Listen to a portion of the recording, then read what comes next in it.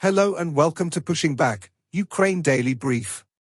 As the war enters its 777th day, these are the main developments from the past 24 hours. Russia has lost approximately 450,890 troops in Ukraine since the beginning of the war, the General Staff of Ukraine's armed forces reported. The number, which has not been independently verified, includes 810 casualties over the past day. According to the released Ukrainian figures, Russia lost 5 tanks, 12 armored combat vehicles, 48 artillery systems, 1 air defense system, 34 drones, 2 cruise missile, 50 vehicles, and 6 pieces of special equipment. Germany announced another package of military aid to Ukraine. The package includes drones, explosives, various types of artillery ammunition, mine clearance equipment, and more. The update from the General Staff of the Armed Forces of Ukraine. There were 47 combat engagements. The enemy launched a total of 6 missiles and 65 airstrikes, carried out 61 multiple launch rocket system attacks on positions of Ukrainian troops and various settlements. The Ukrainian Air Force launched airstrikes on 1 anti-aircraft missile system, 1 concentration of troops, weapons and military equipment, 1 artillery system and 1 electronic warfare station of the occupiers. The Ukrainian missile forces hit 1 anti-aircraft missile system and 8 concentrations of troops of the Russian invaders. In its latest intelligence update, the Institute for the Study of War.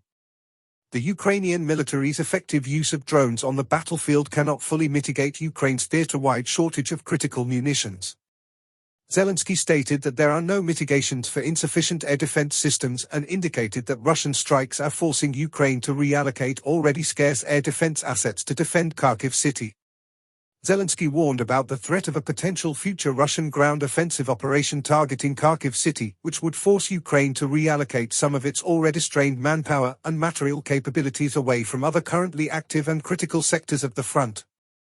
The Ukrainian Verkhovna Rada considered and adopted provisions from Ukraine's draft mobilization law on April 10 as part of an ongoing effort to increase the sustainability of Ukrainian mobilization over the long term.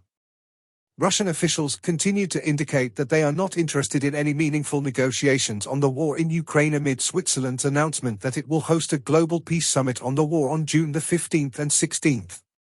Kremlin spokesperson Dmitry Peskov attempted to downplay tension in Armenian-Russian relations amid Armenia's continued efforts to distance itself from political and security relations with Russia. Russian Investigative Committee head Alexander Bastrykin claimed that Russia has no economic reason to import foreign labor, a direct contradiction of Russian President Vladimir Putin's recent efforts to justify Russia's current migration laws to his xenophobic ultranationalist constituency. 8 Russian senators and 16 State Duma deputies submitted a bill to the Russian State Duma that would likely allow Russian authorities to deploy Russian Federal Penitentiary Service employees to Ukraine, amid reports that Russia is intensifying its crypto mobilization efforts. Russian forces recently captured Ivanivsky, a settlement east of Chasiv Yar, and advanced near Avdiivka. In Zelensky's nightly video update, he covered several significant points. Firstly, Ukraine's defense industry is now producing missiles in series, including new models. He met with military leaders to discuss the situation at the front line. Secondly, he met with foreign dignitaries to discuss support for Ukraine, including weapons production with Lithuania and humanitarian aid with the International Organization for Migration. He also discussed a planned global peace summit in Switzerland aimed at ending the war. Lastly, he condemned a recent Russian attack that killed civilians, including a child. He emphasized the need for continued Ukrainian strength to resist Russia. Thanks for following today's updates. Please don't forget to like and subscribe for more content. We'll return tomorrow with the latest news on the ongoing conflict.